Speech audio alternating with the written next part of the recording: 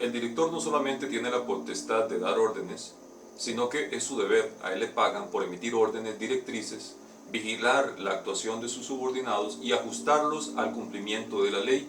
En el caso de que cometan una falta, pues está obligado a aplicar el régimen disciplinario en primera instancia, lo que es la amonestación verbal o escrita, o elevar el asunto al régimen disciplinario.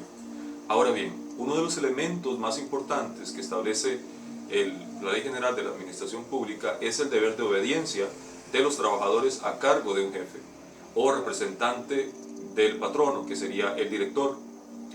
Importante es que todos conocemos que como funcionarios públicos debemos obediencia a nuestros superiores, pero también esta misma Ley General de la Administración Pública establece el deber de desobediencia, precisamente porque cuando nuestros jefes nos obligan, nos ordenan que hagamos algo que no está dentro de nuestras funciones, dentro de nuestros deberes, o incluso nos dicen que hagamos algo que es ilícito, el deber del funcionario público es desobedecer.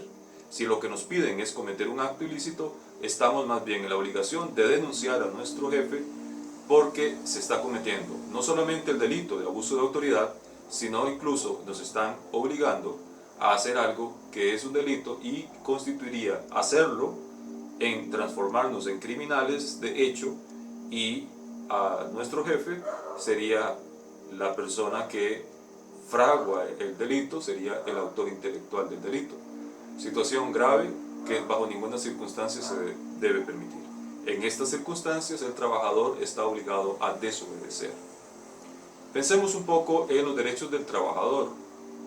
El educador administrativo son simples trabajadores y por lo tanto están protegidos por el Código de Trabajo, por toda la normativa de salud ocupacional, y le rigen los principios de la jurisdicción laboral. Hay tres principios fundamentales. El primero, favorecer al trabajador. Si yo tengo que sancionarlo y no tengo las pruebas suficientes, tengo la sospecha de que pueda no ser culpable, en ese caso debo favorecer al trabajador. Y si sospecho que es culpable pero no tengo las pruebas suficientes, pues también deberé favorecer al trabajador. In dubio pro operario. La condición más beneficiosa. El principio de aplicación de la condición más beneficiosa implica que en determinadas circunstancias en el lugar de trabajo yo debo buscarle las mejores condiciones posibles dentro de los recursos disponibles para el trabajador. Por ejemplo, sé que en el régimen de salud ocupacional se establece que los trabajadores tienen derecho a consumir sus alimentos en condiciones de salubridad mínimas. Tiene que haber un lugar para que caliente sus alimentos y para que los consuma adecuadamente, con su mesa, con sillas. Así que si no tengo un lugar disponible, pues tendré que hacer acopio de los recursos que tenga y disponer de un lugar adecuado. Igual para las madres que están dando de amamantar a sus bebés, tienen que tener las condiciones necesarias en el recinto educativo. Hablemos de los estudiantes. El estudiante está protegido por el régimen del Código de la Niñez y la Adolescencia, donde prevalece el principio del interés superior del niño. Todas las decisiones que se tomen en un centro educativo tienen que buscar el cumplimiento de los fines del Estado costarricense, en este caso la educación, que tiene que ser una educación de calidad para los estudiantes, para niños, niñas y adolescentes menores de edad, y cualquier otro estudiante, pero en el caso específico que estamos hablando de los menores de edad. Desde la década de los 90 se ha planteado un enfoque de derechos a favor de los estudiantes.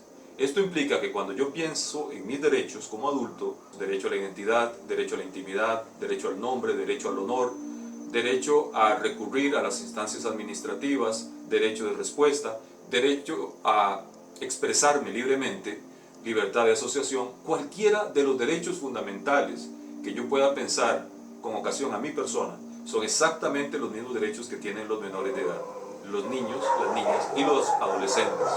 El único derecho que no se les permite a ellos es el derecho de contratar, de vender la propiedad o el carro de sus padres, porque obviamente necesitan mayoría de edad y ser los titulares de estos bienes, o de emitir el sufragio en elecciones de los presidentes. Aún así, el estudiante tiene derecho al aprendizaje, al ejercicio del sufragio en el contexto de las elecciones estudiantiles, y el resto de los derechos consagrados en la Constitución Política para todos los habitantes de este país, pues igualmente son los que tienen los estudiantes. Frente a las decisiones que tiene que tomar un director, sea a favor de su propia persona, a favor de los trabajadores a su cargo o a favor de los estudiantes, se va a privilegiar el interés superior de los menores. En primerísima instancia tenemos que velar por la seguridad de los menores, por la educación de calidad a favor de los menores. Si vamos a hacer modificaciones en la infraestructura, en la compra de materiales, de recursos audiovisuales, siempre el enfoque en el mejoramiento de las condiciones de los estudiantes en el interés superior de los menores. Segunda instancia, el bienestar del personal y en tercera instancia el bienestar del director. Por último, cuando aplicamos el debido proceso por acciones correctivas, el maestro a cargo o el profesor guía, cuando lleva a cabo el debido proceso, debido a que un estudiante ha cometido una falta, este debido proceso es con miras a aplicar una acción correctiva, que por definición, según la Sala Constitucional, son acciones de carácter formativo, educativo, nunca de naturaleza punitiva. Si yo lo que quiero es castigar a un estudiante, voy a tener que presentar una denuncia ante los tribunales de justicia. Los educadores solamente pueden educar y cuando se aplica una acción correctiva es de tipo educativo. La peor acción correctiva que pudiéramos imaginar es que hasta por 30 días vamos a suspender a un estudiante de su proceso normal de educación, pero tenemos que adecuar el currículum para que lleve a cabo su proceso educativo en su hogar durante esos 30 días, con acceso a los recursos de aprendizaje, las fechas de presentación de los trabajos y de presentación de exámenes.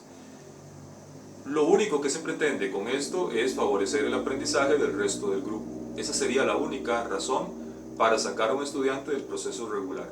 Nunca se puede interpretar eso como una expulsión del estudiante. Reitero que si lo que se quiere es castigar al estudiante, eso es una competencia exclusiva de los tribunales de justicia, en este caso de los tribunales penales juveniles. Se aplicaría la Ley de Justicia Penal Juvenil en el tanto en que la falta que se comete en el centro educativo implica la comisión no solamente de una falta grave, gravísima, alguna gravedad gravísima, sino que implica un delito, y si se cometió el delito, se denuncia el delito ante la Fiscalía para que en el Tribunal de Justicia Penal Juvenil se tome la pena que corresponda, se aplique la pena que corresponda, y en lo que corresponde al centro educativo se inicia el debido proceso para la aplicación de una acción correctiva de carácter educativo. Y se ponen a disposición del estudiante todos los elementos educativos, todos los servicios de educación pertinentes con miras a transformar esa conducta del estudiante hacia algo positivo.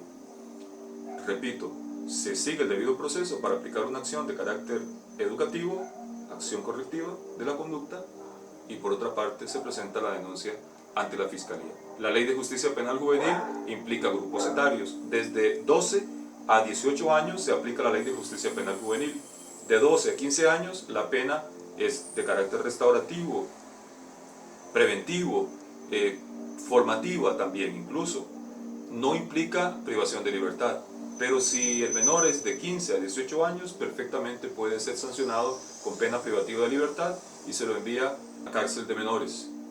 Si el estudiante que comete un delito es menor de 12 años, sería un niño, la denuncia es ante el Patronato Nacional de la Infancia para que se tomen medidas administrativas en contra de la familia del niño, de los padres o encargados, o se les obligue a ellos a intervenir directamente en el caso para que el estudiante cambie su conducta.